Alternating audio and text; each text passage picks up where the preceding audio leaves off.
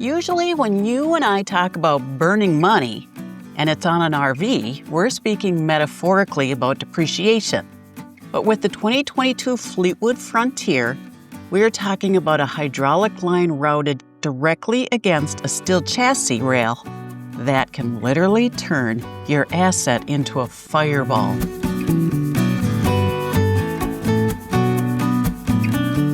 I'm Rhonda, and welcome to the RV Watchdog. A lot of you have been emailing me about this specific rig.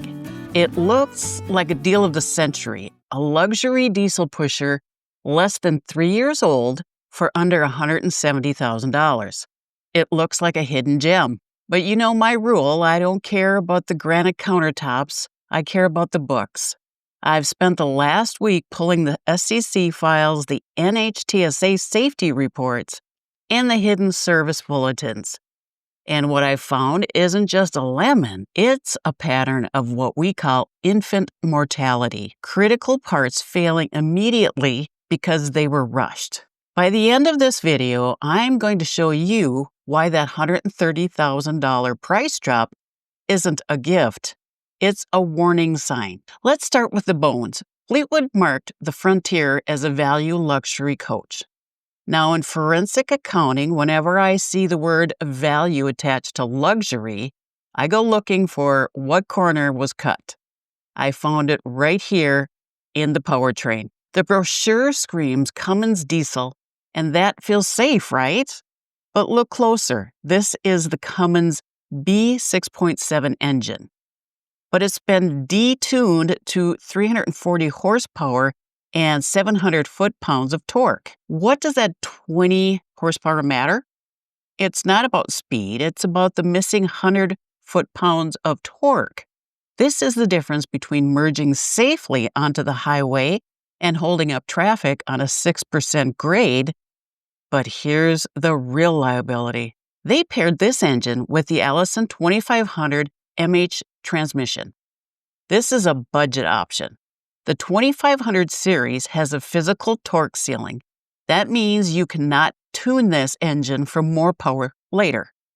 You are physically capped at the factory. If you plan to tow a heavy stacker trailer or a large truck, you're going to be disappointed.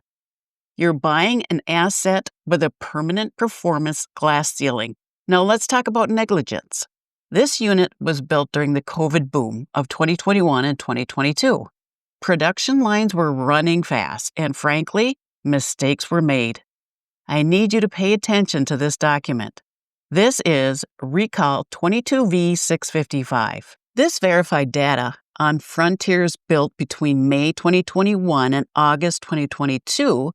The factory routed the high-pressure hydraulic lines, the ones that move your massive slide-outs, without proper protection. Here's the physics of it.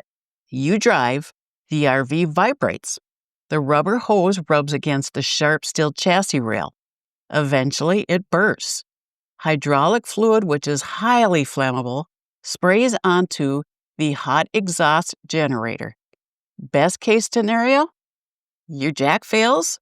Worst case, you have an uncontrolled fire underneath your bedroom while you're asleep. And it gets worse. We just received a new alert from the chassis manufacturer.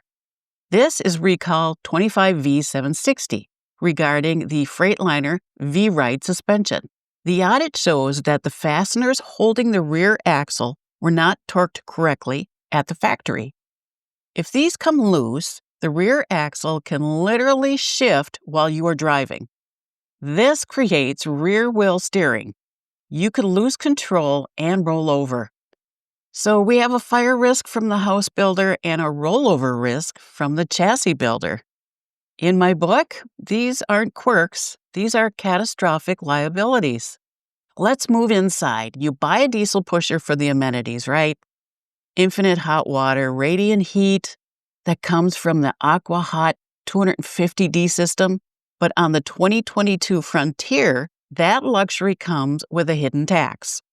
The service bulletins confirm that the massive batch of these units were shipped with a defective control thermostat. It's a brass sensor worth about $50, but the data shows it fails open. That means the system thinks the water is already hot, so the diesel burner never turns on.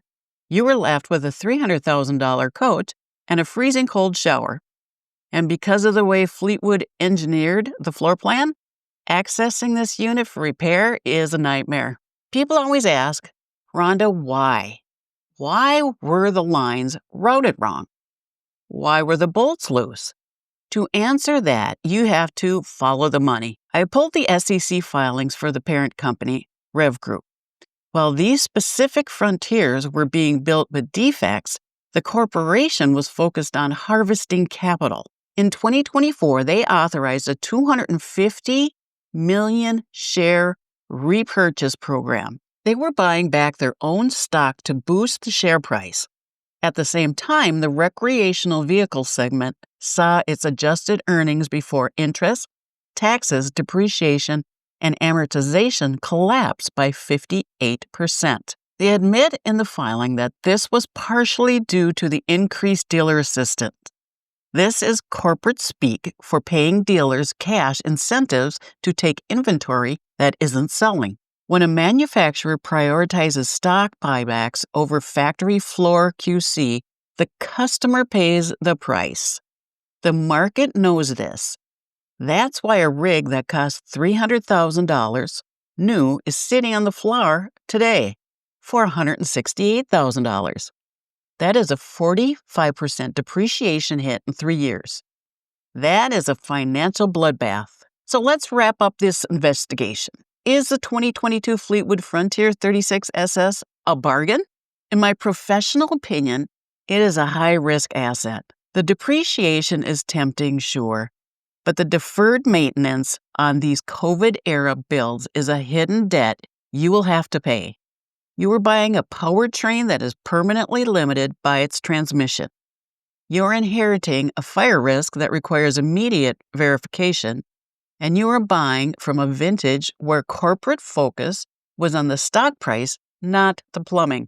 My advice, if you absolutely love the floor plan and buy it, you need a dedicated repair reserve fund of at least $5,000 immediately. Or better yet, look for a 2019 model before the supply chain broke, or a unit with a 360 horsepower engine that will actually hold its value. Now I want to hear from the other auditors out there.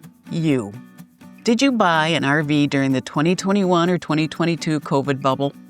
Did you escape with a good one, or did you find your factory Easter eggs? Loose bolts, bad wiring, or missing parts?